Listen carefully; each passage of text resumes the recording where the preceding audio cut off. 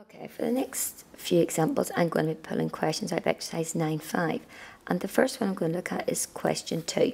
It says, a car is valued at 8,500 and it depreciates. That means it goes down in value by 20% in the first year. So end of year 1. The value of the car has gone down by 20%, so it's actually only going to be worth 80%. So working that out, 80 divided by 100, timesing that up, so the value of the car is 6,680. It goes down 15% over the next 2 years. So for year 2, it's going to go down 15%, so it's actually only going to be worth 85%. And ditto for year 2, it's going to be worth 85%. Now I could work out 85% of that value, and then for part 3 work out 85% of the end of year 2 value. But I'm going to try to work out this shortcut way. That's 0.85, putting your percentage as a decimal. You're doing it twice, so square it. The original amount of which you're starting this depreciation now is that one there. So plugging that into the calculator, and you get an answer straight off of 4913. Now, I'm going to have a look at question 7. It's a difficult question. It says the population of an island increases by 5% each year. So it increases by 5%. So at the end of each year, it's worth 105%, or 1.05. How many years will its original population have doubled? Now, at the end of 1 year, it's worth 1.05. At the end of 2 years, it'll be worth 1.05 squared, which is coming up to be 1.1025. I'm going to jump and try 10 years. So 1.05 to the power of 10, it's coming up as 1.629. So I'll go up, I'll try 15 years. So 1.05 to the power of 15 is coming up to be 2.08. I'll just check the one before it for 14 years. 1.05 to the power of 14 is coming up to be 1.98. So it will take 15 years for the population to double. So it takes 15 years. Another one here that looks quite interesting is question 8. It says a computer depreciates by 5%. So it decreases. Depreciate means it decreases by 5%. So basically every year it's going down to 95% of its value. And the question said after 2 years, so it's putting that into a decimal, and after 2 years, so it's going to be the power of 2, you're told the value is 640. So after 2 years of the original value, you're told it actually equals 640. Work out its original value. So I'm going to work out 0.95 squared, which is 0.9025 times its original, equals 640. Bring that across and divide.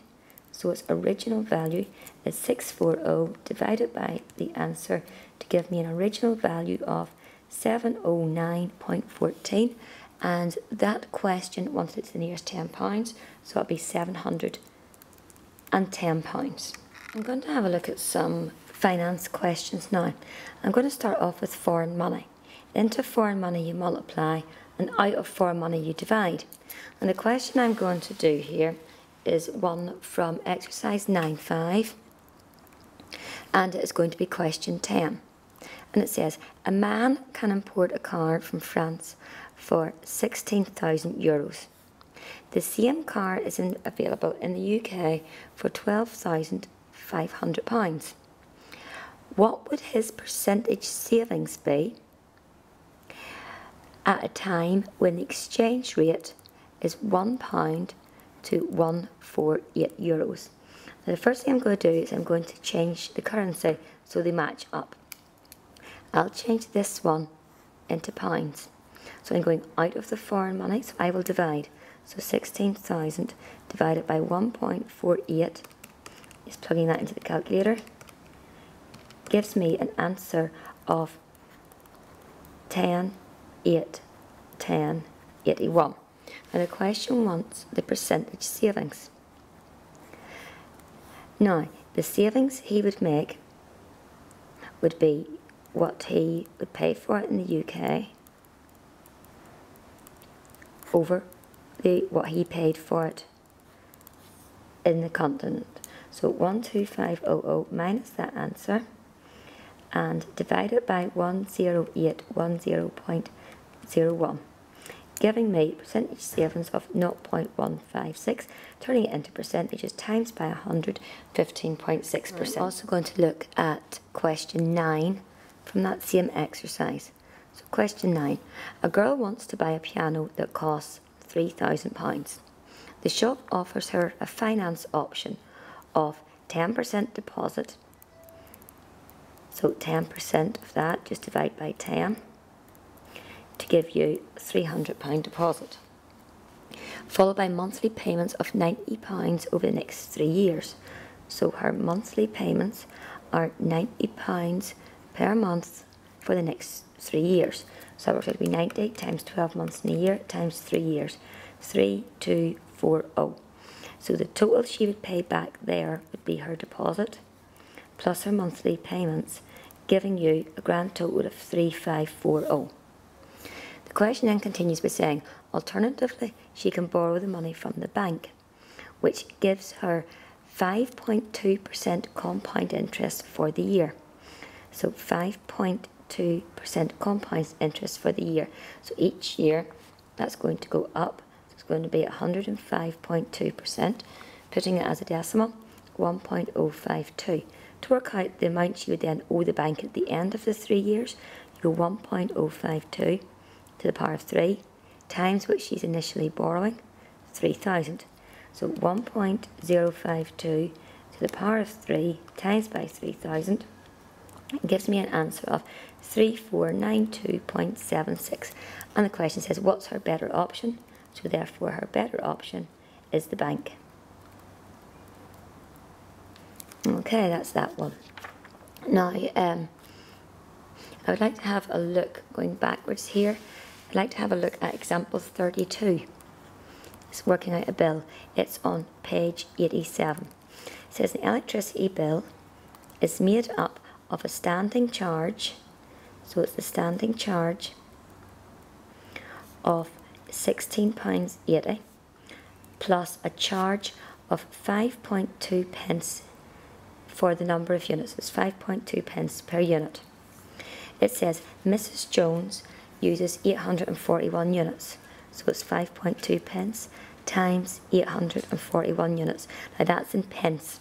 I'm going to be adding it onto the pounds, so you have to divide pence by 100 to add it onto the pounds. So 5.2 times 841 divided by 100, then add it on to 1680, gives you a bill of £60.53.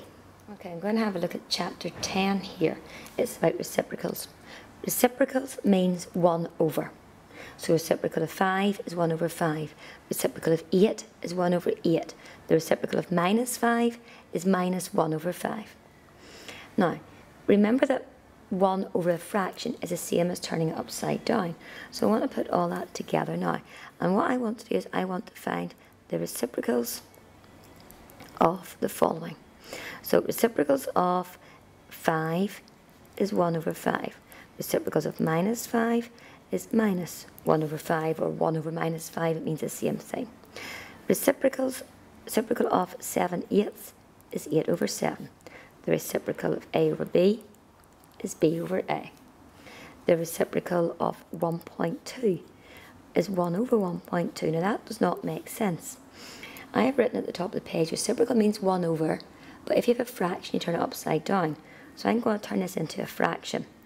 1.2 is the same as 12 over 10, because 1 decimal place means 1 0.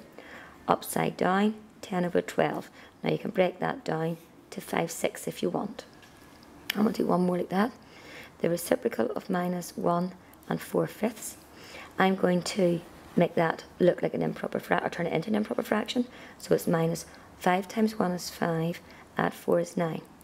To turn it into a reciprocal, just turn it upside down.